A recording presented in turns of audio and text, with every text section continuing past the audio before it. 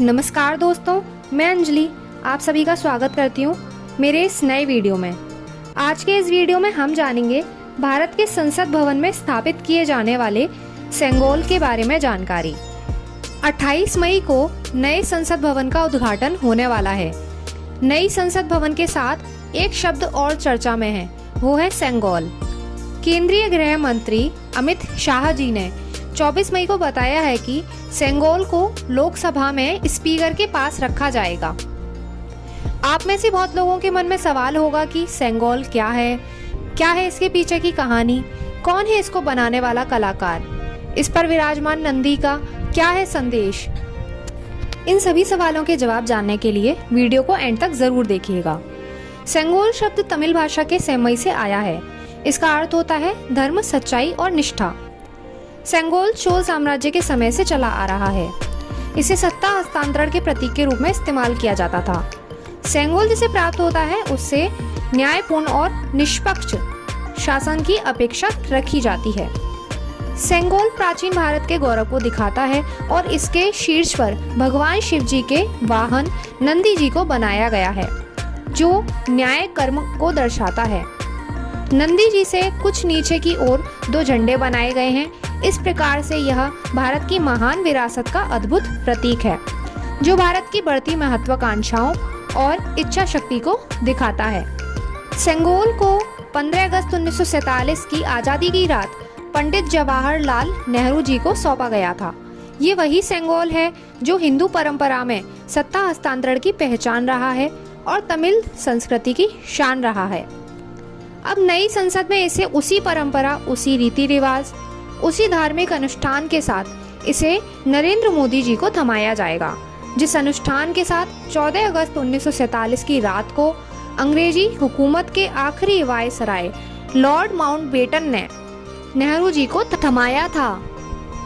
भारत के आखिरी viceroy Lord Mountbatten ने नेहरू जी से पूछा था कि भारत की बागडोर ब्रिटिश सरकार से भारत को कैसे सौंपी जाएगी। नेहरू जी ने राजा जी यानी कि चक्रवर्ती राजगोपालाचारी जी के सामने यही सवाल दोहराया। राजा जी ने कहा कि सदियों पहले दक्षिण भारत की चेरा, चोला और पंड्या वंशों में सत्ता का हस्तांतरण जिस प्रकार किया जाता था, वैसे ही अंग्रेजों से भारत को सत्ता सौंपी जानी चाहिए। राजा जी ने कहा कि चोल साम्राज्य में इस परंपरा का पालन किया जाता था। दरअसल सेंगोल को हिंदी में राजदंड कहते हैं। इसका इस्तेमाल चोल साम्राज्य में होता था। जब चोल साम्राज्य का कोई राजा अपना उत्तराधिकारी घोषित करता था तो सत्ता हस्तांतरण के तौर पर सेंगोल दिया जाता था। यह चोल साम्राज्य के समय से चली आ रही परंपरा है।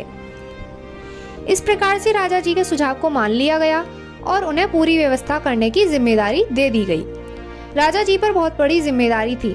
भारत की स्वाधीनता का प्रतीक चिन्ह बनवाना कोई आसान कार्य नहीं था। राजा जी थिरुवदुथुरई अधिनम मठ के पुजारी जी के पास पहुंचे, जो तमिलनाडु के थिरुवदुथुरई शहर में स्थित एक शैव मठ है। पुजारी जी ने वुम्मिदी बंगारू ज्वेलर्स को राजदंड यानी कि सेंगोल बनाने का कार्य सौंपा। 14 अगस्त 1947 को सत्ता के हस्तांतरण के समय कुछ लोगों को विशेष रूप से तमिलनाडु से लाया गया था। अधिनम के उप महायाजक को बुलाया गया था, जिन्होंने इस समारोह में प्रार्थना की थी। इसमें नादस्वरम वादक राजा रथिनम पिल्लई जी को बुलाया गया था और ओडुवर को बुलाया गया था।